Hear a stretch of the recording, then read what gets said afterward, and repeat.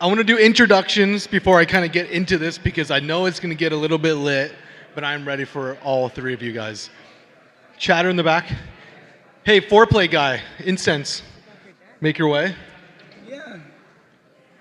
Swordman, go. Box the shirt. Oh, shit. Okay. Chotwither over there. Oh, you wore the Thank shirt. you. Let's go. Paid for it. Thank you, man. For you, right? Phoenix. Thank you. So introductions, I want to start with my man on the left. Who you are, what are we here for? Cool. What's up, everybody? I'm Jeff. I run sales at Digio. We're a quizzing pop-up landing page platform. Hey guys, I'm Phoenix Ha. I'm the CEO and co-founder of AdBeacon. We're a first-party data attribution and optimization platform. I'm also a media buyer. Hey everybody, I'm Charlie. I'm founder of Disruptor School. I've spent a lot of money on Facebook and I've made a lot of mistakes, and I'm here to try to help you avoid that by listening to my life lessons. There we go. Beautiful. First off, no clapping at that. No clapping. First I off, like to clap away. No applause. No clapping. First off, my thing is there's been a lot of drama going on, mainly around is Facebook dead? Is Facebook not dead? Is audiences there? Audiences not there?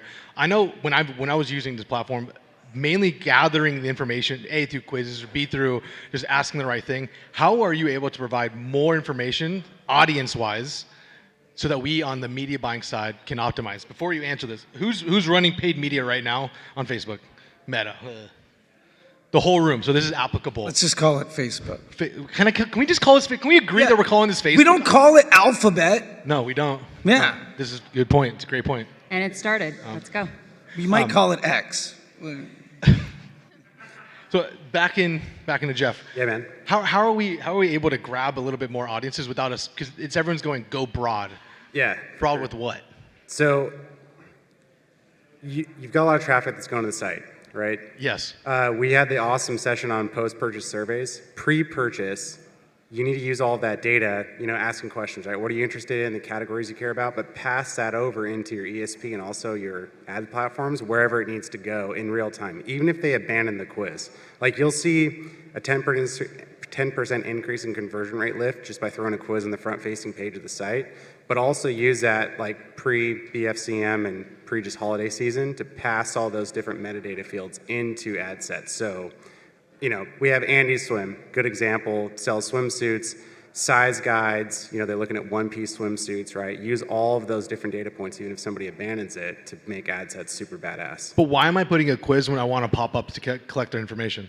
Say again? Why am I putting a quiz if I'm wanting to put a pop-up to get their email pop for do I do both? Yeah, you do both. So you can also use the quiz, right, to do email acquisition at first. Like we generally say, throw that email acquisition question, the very first question you ask.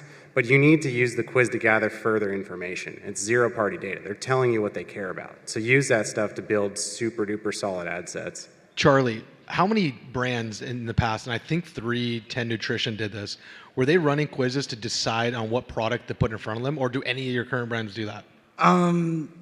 Yes, 310 Nutrition did quizzes, although as we moved away from that, I will say that I think quizzes are really important to understand what your customers are looking for, although I think the reason you run Facebook ads is not to sell all of your products. What do you mean? The reason you run Facebook ads is to acquire future cash flow at a profit. In my opinion, the reason I'm running ads is so that I can make money. I want to do that in the way that is most consistent, most stable, and most projectable. If you're selling say you're selling 4 different products, 3 of them are a lower quality investment than the best one. So the quizzes I think are tremendously helpful, but Facebook is ultimately there, in my opinion, to amplify the business model as it exists. For me, the value of the quizzes isn't so much in using Facebook to amplify your business model, but to understand what that business model should be and improve it.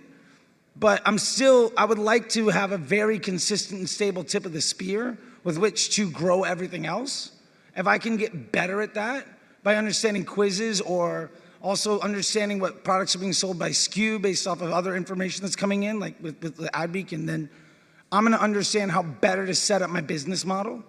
But I guess the way I want to say this is, I'm not responding to quizzes to decide what products to promote with my Facebook ads.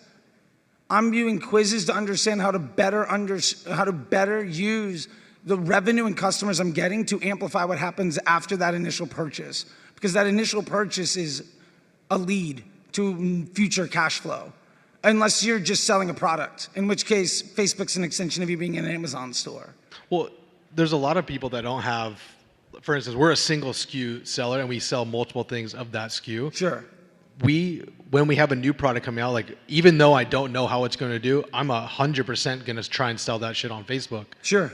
Now, I'm not going to upload existing audiences. I'm not going to do any of this because I want to see, can this product stand alone? Can this product make money? Even though I have no previous learnings of that, it will make money. Sure. So how would you, new product, new launch, I'm setting this up. How am I thinking about trying to make money with this? Yeah, I mean, I get a lot of pushback. People will say, well, like, I don't know my LTV. Well, like, if you have an AOV of your first purchase, that's your initial LTV. You can understand how much it costs for me to sell, how much it costs for me to manufacture, and like, what is the profit I made on that customer?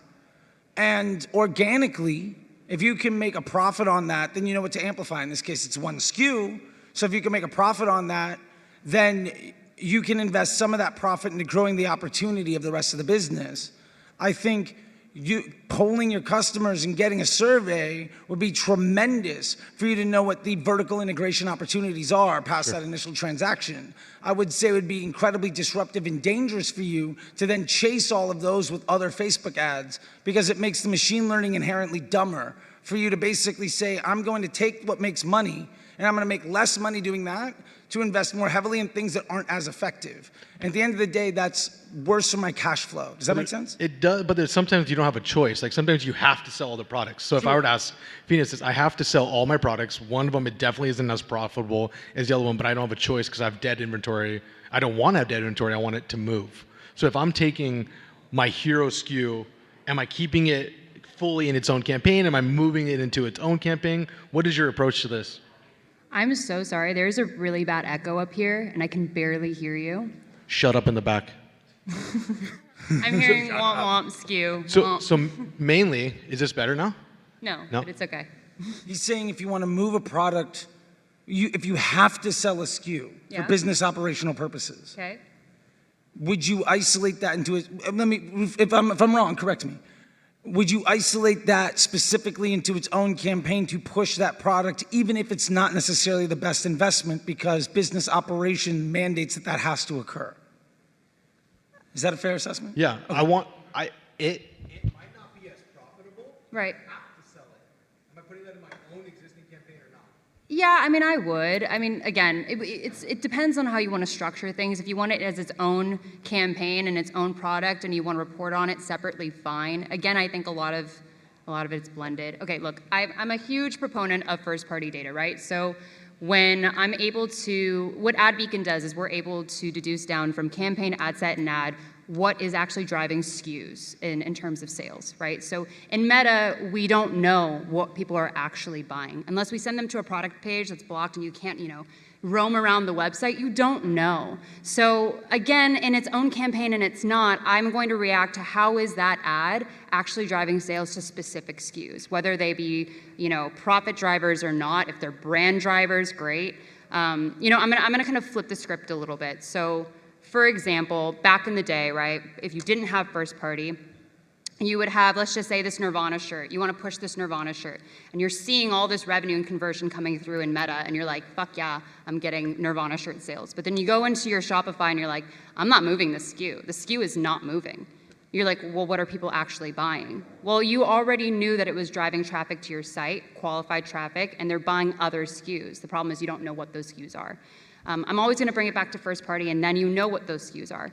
So back down to, okay, if it's not as profitable, then you have to make the decision. I think you just need to make more educated decisions as to what you need to drive, whether it be inventory, profitability, whatever that is, and then make those decisions off of data that makes sense. At least there's something tracked there. I hope I answered your question, but I think it's just dependent on what you think is most important for your business. Can I add to that too? I think there's an assumption that people make that I think was in the question that I think you might have overcome as well, is that the product in your ad is not necessarily the product people buy, and that can happen at massive scale. Correct.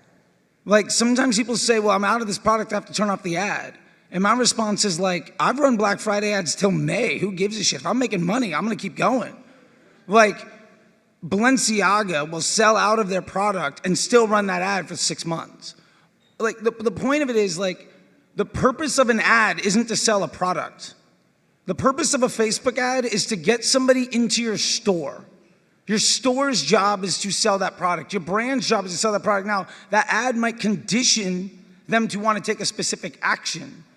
But an ad that gets somebody's attention and interest in the brand, to get them to want to buy from you, is phenomenally more effective than an ad that's really good at selling something that I don't want. And I think that first party data There's is no really helpful. guarantee, right, that an ad is going to drive sales to one product unless you only have one product.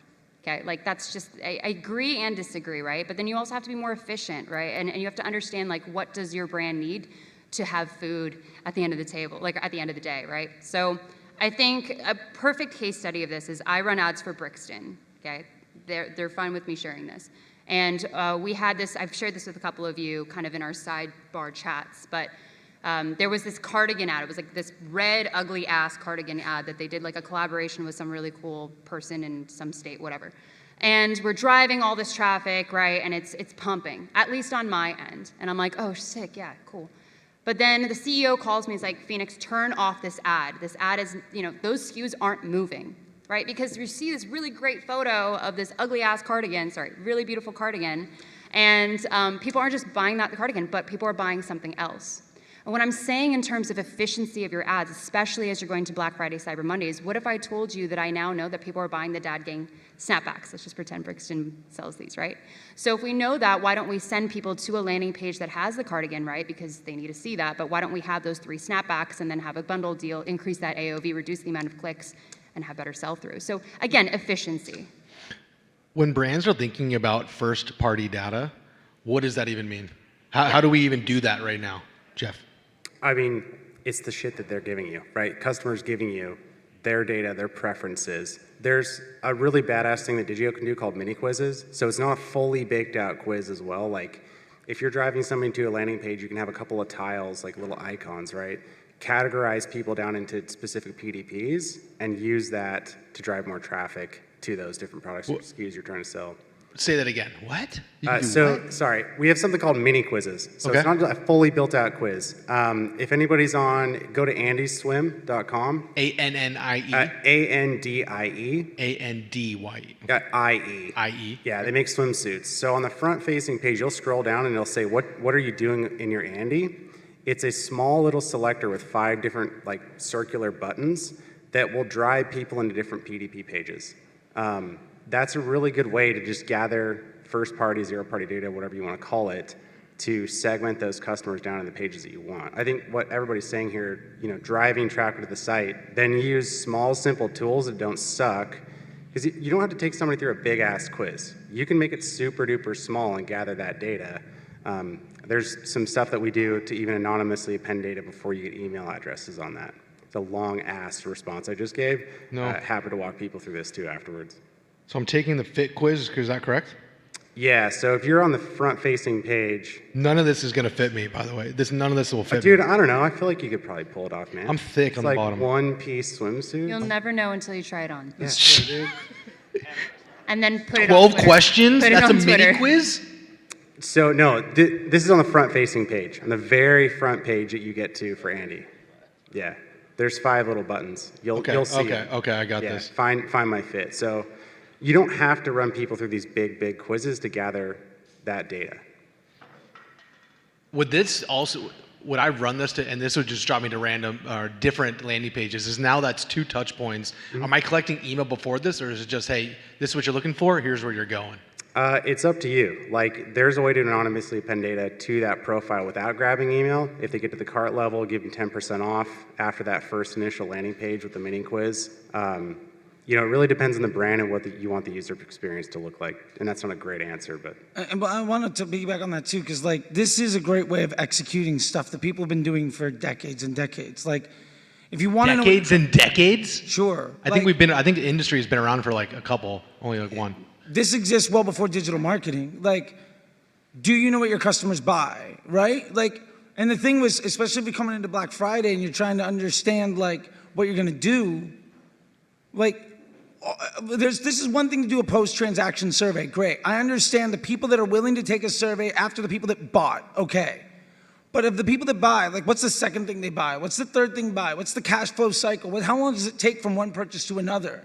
And like if you're running media or you're running a business and you don't know how long it's gonna take somebody to take one purchase and get to the second, when that future cash flow is gonna happen, what that customer journey looks like, then you don't understand what type of customer to target to best acquire revenue. If you're trying to grow your business, making money should be something that you're good at. And like, even if you don't have this stuff, believe me, you should probably be doing this stuff. If you want to get like into Excel nerdery, you can go into like new customer, returning purchases, and just break it down as like what day did those things happen, what are all those products that people are buying, and you can understand what the average customer wants and what they need, which is gonna help you put together great bundles for Black Friday. Like at Under Outfit, I mean, you brought up 310 Nutrition, which we did great stuff at Under Outfit.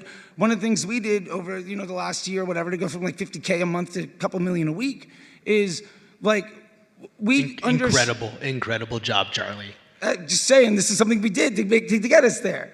Thank you. Not the first time, won't be the last. Oh, the point of that is, though, one of the things, the biggest thing we understood from that, based on the similar data you can get from first party or from surveys, and it would have been a lot easier had we probably done that, is we knew that like a woman over the age of 35, a woman over the age of 55 is gonna come back and buy 3-4 bras. And she's gonna come back maybe 6 months later and make that same purchase. So we know the AOV, or the ROAS or whatever, but we also know more importantly the profit margin and how long it's gonna be until they come back. Now a woman under the age of 35, she's gonna buy 2. And odds are in 25 days, the average woman's gonna come back and buy half another bra. No, not buying half a bra, but the point is that the numbers overall. So that lets you understand, what does my customer want? And so you can start to do offer construction around the typical customer journey to figure out what kind of bundles you want to run during Black Friday. So what we did that in case was we did buy 3, get 1 free. And we also knew that because people were coming back and paying full price, they weren't price conscious. So then we offered like buy 3, get 1 free. And how about we do a $200 gift card for $150. Now we're taking that $100 LTV, we're making it like $200, $250. When we do a membership program like what Ben is doing at True Classic, we can make that a $300 purchase because we're understanding what the customer wants. Now that took us with extreme Excel nerdery, stuff that like if we had just done maybe a quiz, we would have found out a lot sooner. I think we're all saying the same thing, right? Like we need to speak to customers in a much more, I would say, tailored way. Like the days of just like saying 70% off, deep discounting is just not gonna work unless you really wanna dip into your margins. Like that's fine. I think there's more creative ways to do that, and if you have access to data to understand what they want, right? So often we tell our customers what they want. We said, congratulations, you get a bundle, right? Maybe that's not, with a specific SKU. And we don't really look at the data to recognize whether or not that's exactly what they want. Right, and I think to both points, right, whether it be survey or just analyzing specific cohorts of people that might buy more frequently than others, you have to tap into that. And then you have to listen, and then you have to get creative as to what those offers are.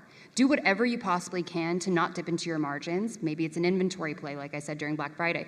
Figure that out. But I think the days of deep discounting, okay, let me take it back.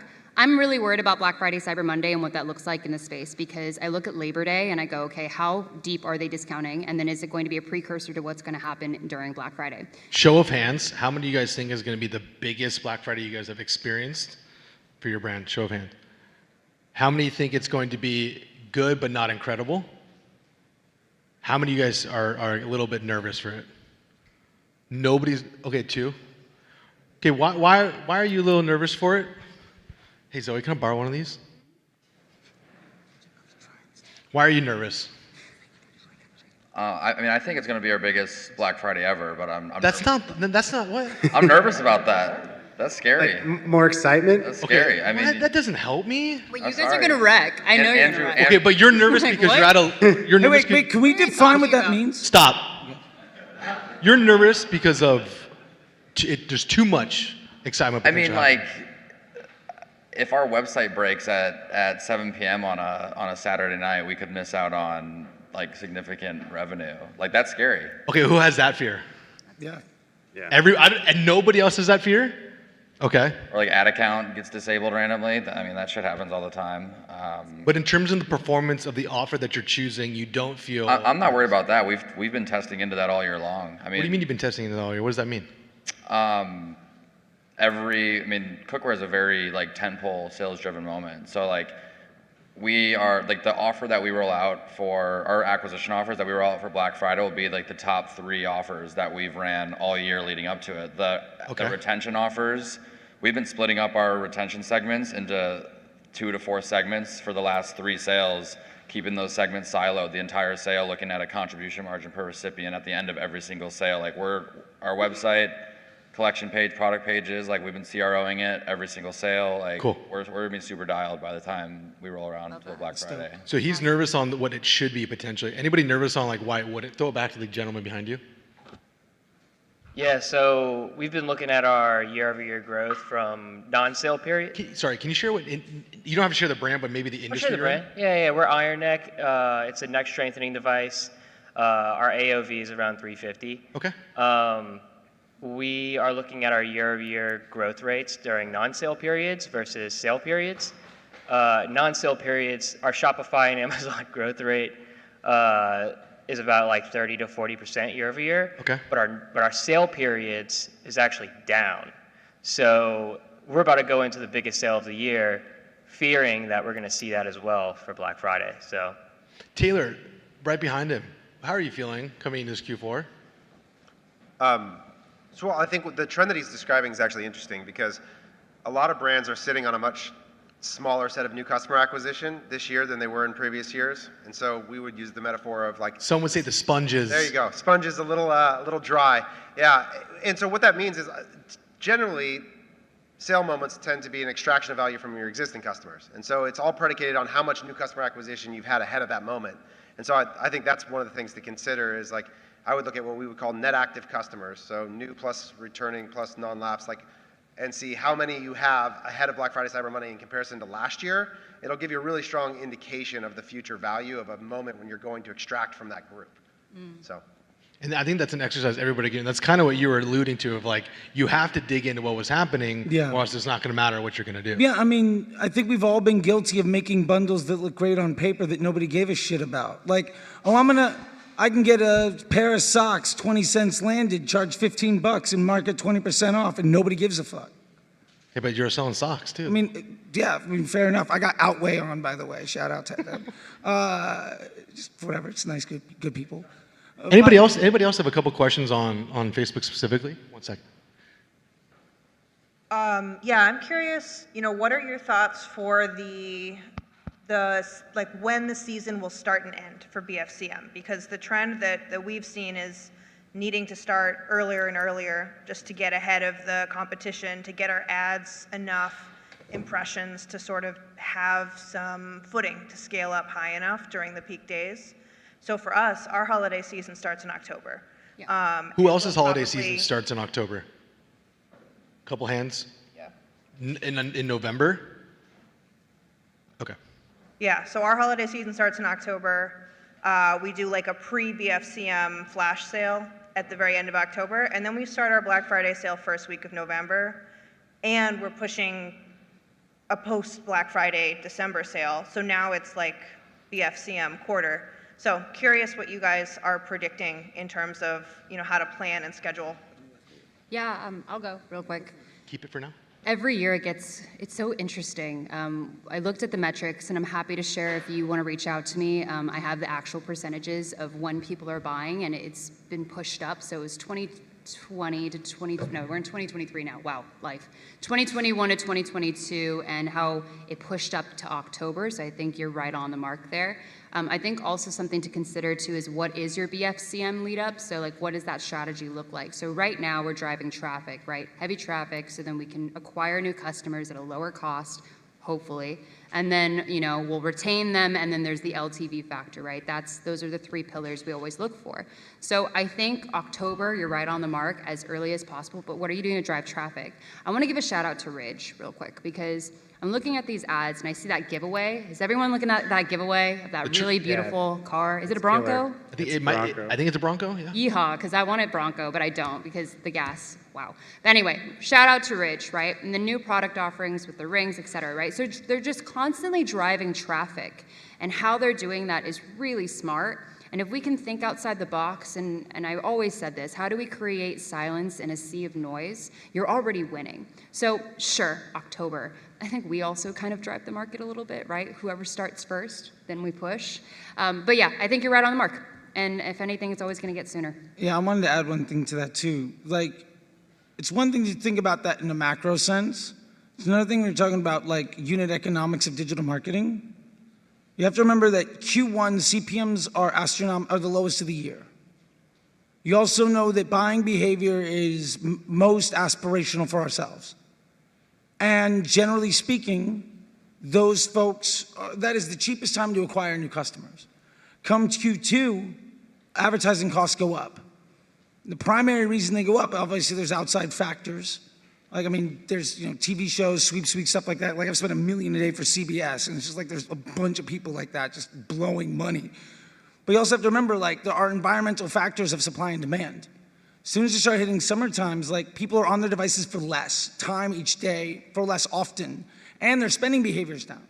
By the time Q3 rolls around, we're kind of over that bell curve and returning back to normal. By Q4, we have the most inventory of any time of the year and the highest spending behavior intent throughout the whole year. So what I would like to you to think about maybe is less of what's the holiday season and more of it's Q4. How am I going to use this opportunity? And I think a lot of people use that to say, I'm gonna drive the best discounts I can to get the most customers I can for the cheapest price. I would challenge that to say that's the job of Q1. In Q4, you have the choice of trying to acquire the lowest value customers because the price conscious, the idea of them giving you more LTV is, they're the worst LTV customers you can get. So you can make the lowest margin on the lowest quality customers at the highest scale. Or you can say user intent is the highest, and I can get the highest value customers, selling them the highest value products and jacking up my AOV in a way that also pushes out the cash flow cycle. So if in Q1, I'm selling things where that person's gonna get a smaller pack and they're likely to come back at smaller offer and they're gonna come back sooner. In Q4, that is also extended. So by the time Q2 rolls around next year, you're getting the Q4 rollover cash flows and the Q1 rollover cash flows. So when Facebook becomes expensive, you don't really give a shit because all of your customers in Q4 and Q1 are coming back to buy again. So I would say that I don't think of it as holiday season. I think of it as the average unit economics of the market, and a Black Friday sale is just another brand term thrown onto something as a sales pitch. Awesome. Manu? Yeah, he kind of answered my question right there, but I'll tell you something makes me nervous. Like, nobody really talks about it because Black Friday, all people think is, we're gonna break records in sales and revenue. That it seems all that matters in e-commerce, and it makes me nervous because what's the real health of your business, right? Like, are you profitable? Is it gonna put you in a hole? Last Black Friday was the best 2 weeks in revenue, like individual weeks of the whole year, right, for us. Sure. Great weeks, broke records, we're super excited.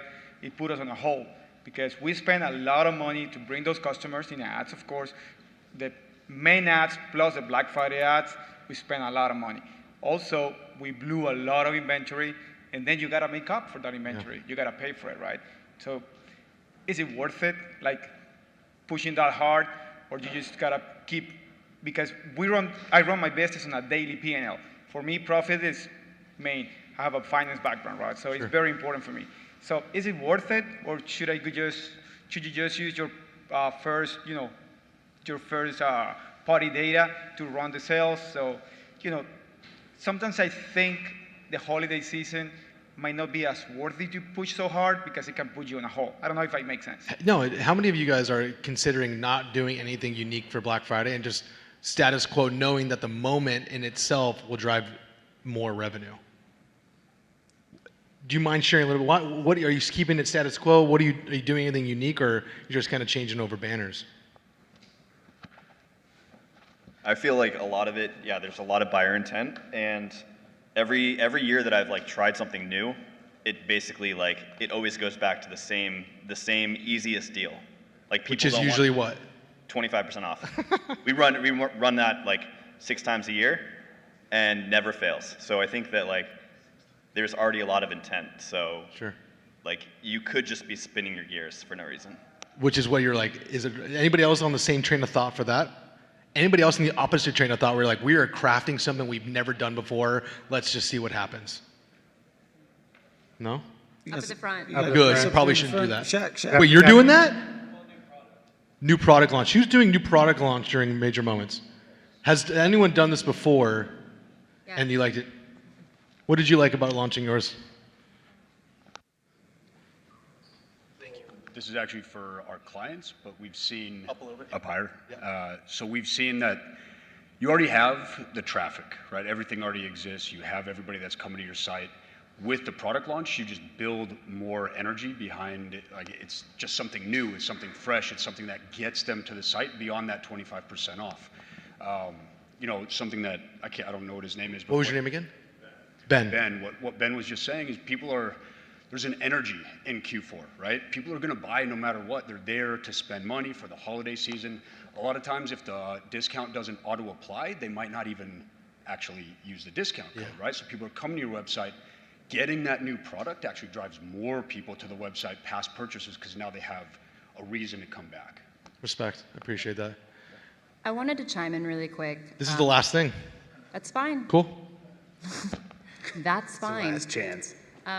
Yeah, there was new product launches are really interesting. So to your question, I would say, like I said, get crafty.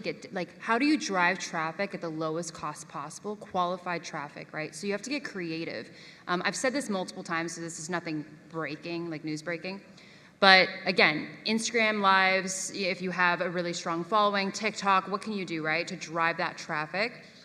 And then you've also got, like, let's just say, we talked about bundle deals, fine. But then if we really talk about, like, for example, product drops, what we did is every single week we had a new product, or every single day we had a product. We call them Holly deals. It's this idea, because I come from footwear, right? Does anybody like footwear? Yeah, cool. Awesome. So we saw a new drop, and we're like, fuck yeah, I'm going to go to the site. I'm going to keep coming, right? How do you keep people coming and keep people interested? And then what we often saw is that the new product drops or the new releases that we had, they were buying those and not buying the discounted item.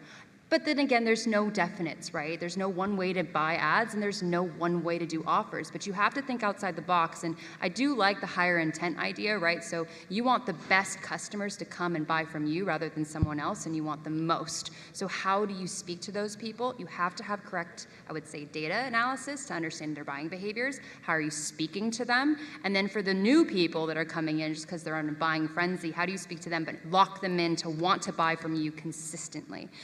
It's the why, not the how, always. So I would challenge you there. Awesome. Yeah. Jeff, Charlie, and Phoenix, thank you guys very much. You. Thank you.